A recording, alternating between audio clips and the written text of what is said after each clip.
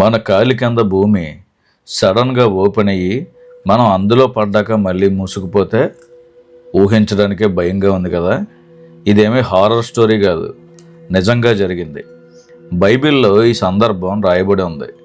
సంఖ్యాకాండం 16వ అధ్యాయంలో కోరాహు కొంతమందిని సమకూర్చుకొని మోషేకు ఎదురు తిరిగి, ఈ సమాజంలో అందరూ పరిశుద్ధులే, మీరు మాత్రమే కాదు అని అంటాడు. అక్కడ అతను ఎదిరించింది మోషేను కాదు, డైరెక్ట్గా దేవుణ్ణే ఎదిరించాడు.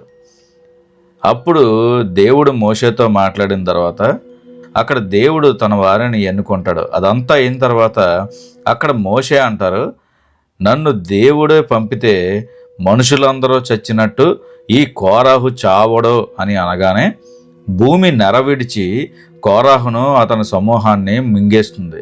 అందుకే దేవుని సన్నిధిలో ఉండే దైవజనులతో మాట్లాడేటప్పుడు జాగ్రత్త కలిగి ఉండాలి. వారిని గౌరవించడం, దేవునికి భయపడి బతకడం ప్రతి క్రైస్తవుడు నేర్చుకోవాలి.